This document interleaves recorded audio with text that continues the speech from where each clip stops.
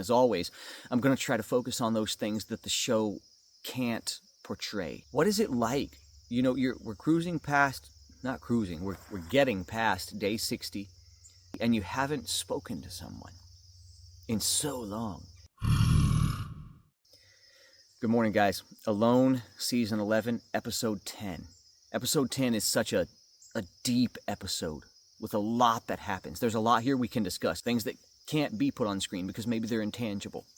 Spoiler alert, you'll want to watch the episode first before you watch this.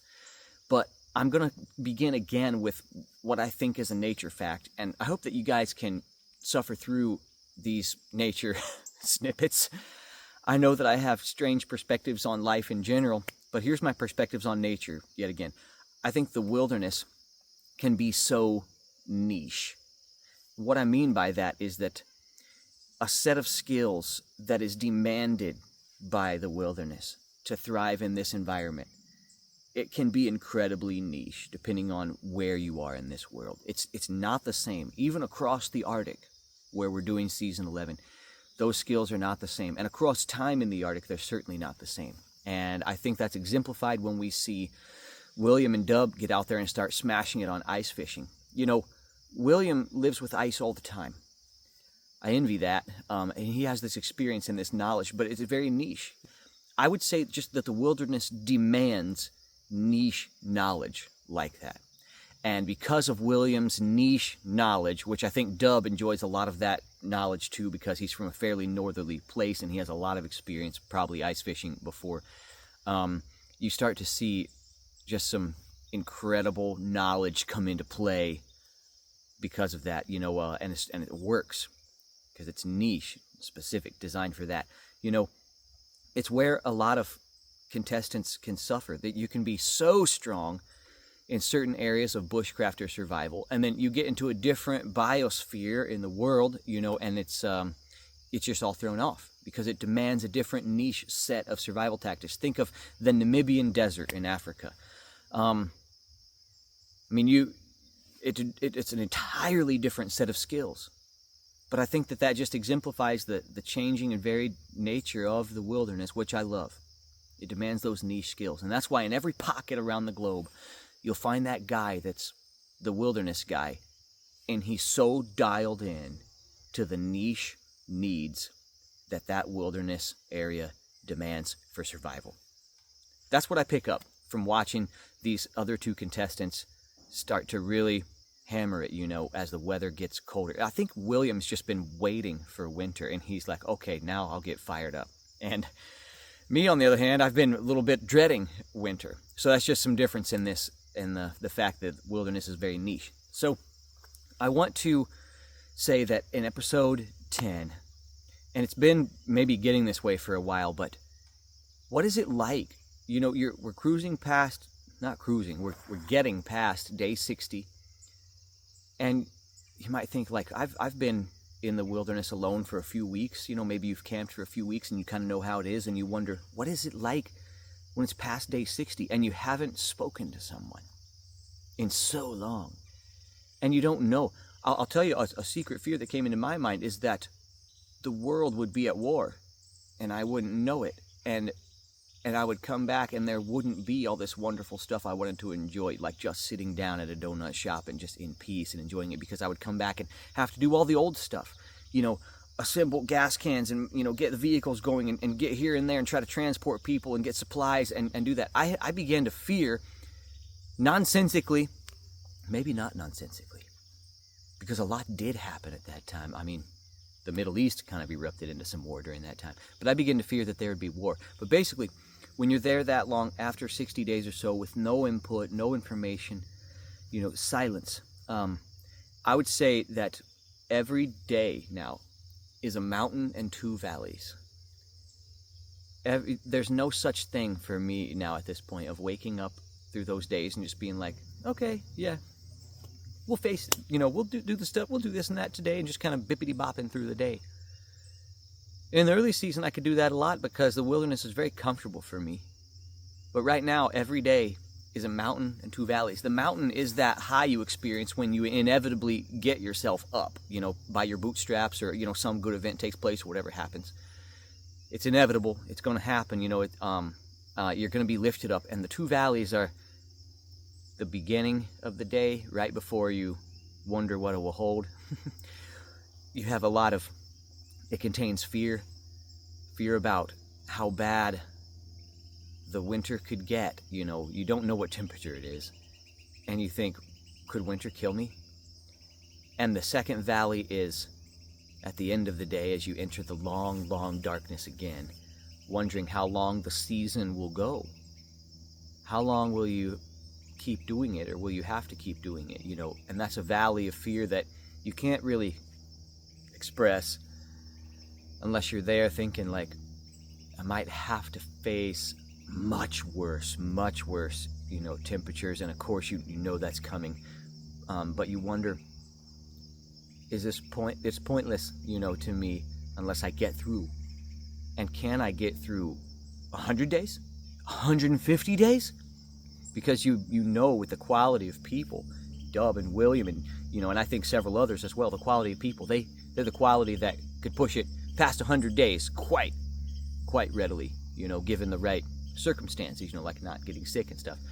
And that's a valley of fear that just you face every day, so every day now is a mountain and two valleys. So I would say the things that the show can't communicate are these: the darkness.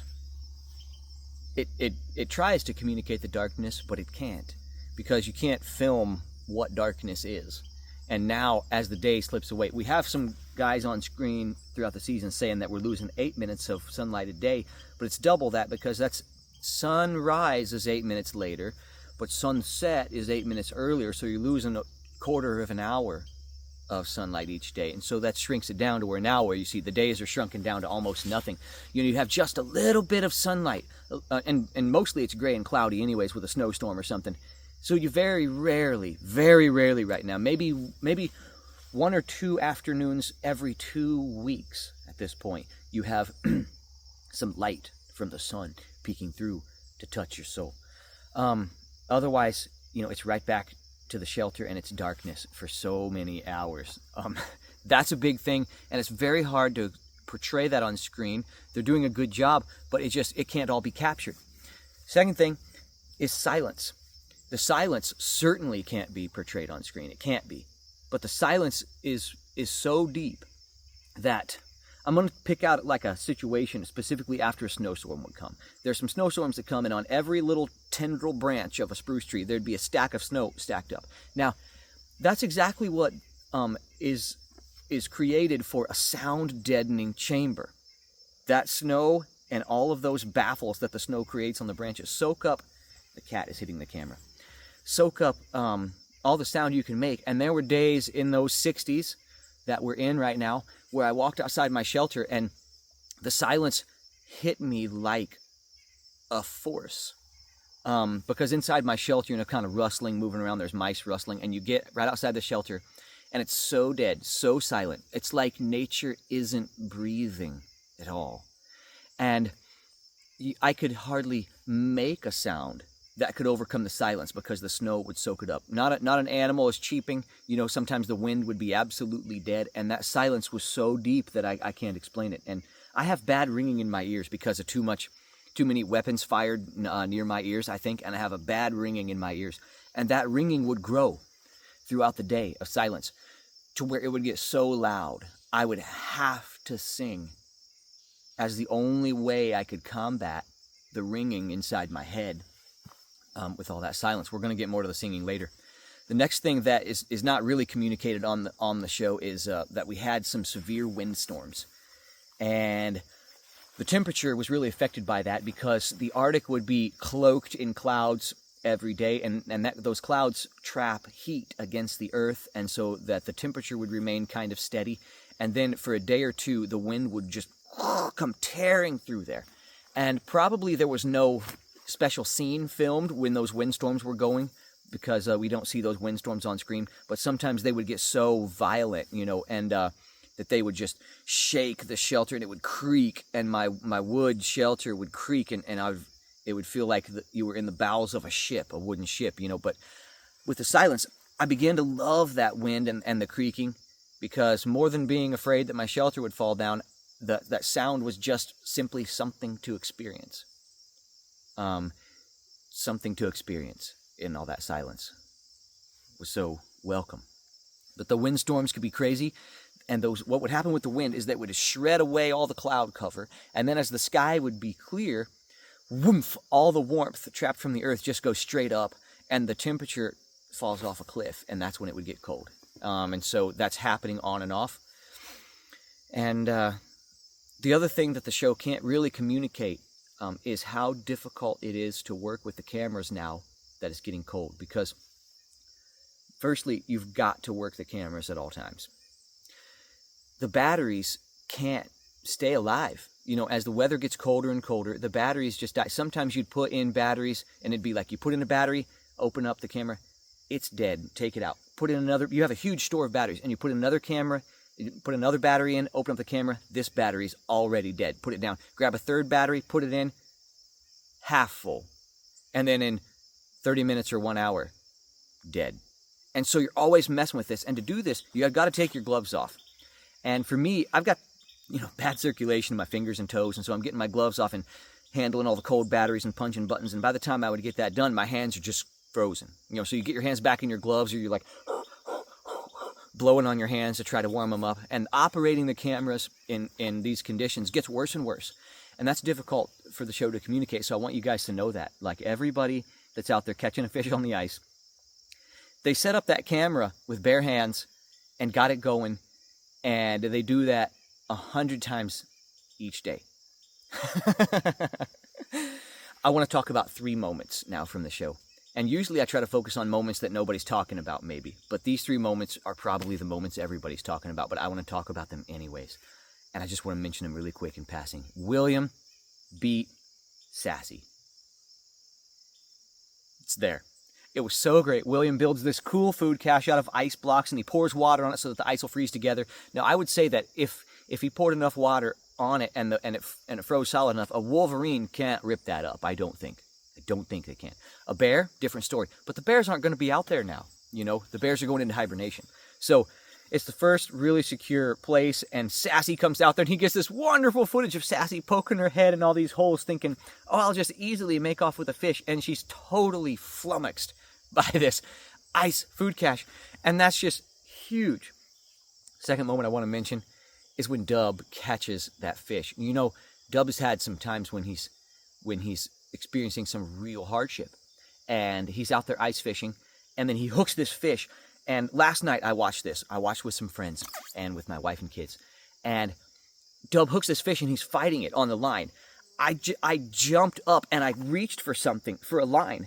I was so into the scene, I tried to grab the line and help Dub to get it in, and the line wasn't there. And my friend starts laughing at me from behind, and I couldn't sit back down. I was so into I was like, please, please, please, please get this fish. And he hauls that fish out, and I just shouted for joy. And feeling Dub's joy is so rich and so real. And Dub is so good at being real and rich to us on screen. Guys, we're treated to something very special with someone like this who can be so genuine and so open, even though he's a person who tries to avoid getting hurt by other people. He's mentioned. It's a real treat. So he gets that fish out, and my friend is laughing at me because I'd tried to haul in the fish line. I'd literally reached for something and it wasn't there. That's how much you're invested in this, just sitting on the couch. Dub is the third moment that I want to talk about from the show. And then I'm going to go into some of my problems and mistakes and stuff like that as I have. But at the third moment that's special to me is Dub doing this music video, and you start to see tears come to the surface. There went a coyote. There's 2. That's cool. Okay, if I turn the camera around, it won't get it. It's about 500 yards away. Dub is doing a music video. His violin is amazing, by the way. How he got it with rosin on the bow, from that spruce to make that sound, I don't even know. But tears start to come down his face. And my heart was so locked in on that scene. Wow. You just feel every bit of it. And I'm sure that you guys were feeling it too. And I want to tell you, you know, I'm so invested in Dub as a friend, and I hope that Dub, you know, finds just the person that he wants to be with. But I want to give a message to all you ladies out there. Firstly, Dub is the best, and if you break Dub's heart, I will hunt you down. Okay, musical instruments. We see two of us. Me and Dub both make musical instruments out there, and it's really connected to, I think, our way to get through difficulties, but it's also connected to humanity in general, because from ancient times, humans have sought to create music and try to set up ways to do different musical instruments. Even people from ancient times who were literally wandering around with spears tipped with flint, wandering in animal skins, and they would try to find a way to make music from a drum or from an eagle leg bone flute or something. And it's how important music is. And this is what is different about humans particularly, is we need that art and expression, some more than others. I need it badly. We need that art and expression to be us and to help us to process what is our life that we're experiencing and going through. And so you see two of us make instruments there. That's what's in my head as I make the bass guitar from the moose antler. I was so glad to find that moose antler. And then I saw a piece of driftwood, and I'm like, that'll be a perfect guitar neck because it looks kind of ghastly. And my whole goal with this guitar was to try to make something that looked ghastly or horrible in some way. You know, it's all about the aesthetic. But I was surprised when I twisted up that fishing line. I tried a number of different strings to get a good sound, and I was surprised by the sound I got when I twisted up that fishing line, and I was happy with it. And I played a lot of songs, but we have this song on If You Find My Body. Just my way of kind of celebrating risk and threat to your life, and celebrating the fact that there is more to life than the avoidance of death. Just face it. And just, Marcus Aurelius, maybe, he was the one that said this: death smiles at us all. All one can do is smile back. I don't know if that's a real quote from him, but that's in the Gladiator movie, and that was in my mind with this song. So it was a fun moment for me, and I'm glad that they put some of that on screen. The song is longer. Maybe someday you'll get to hear the entire song. Send me a message or something if that's what you would like, and I will make it possible. I want to go into some of my problems that I face out there, and the first one is definitely jerky growing mold. Now, I say in the video that probably half of my jerky has some mold on it. I came to find later, as I sorted through piles of jerky, that wasn't the case. It wasn't as much as half.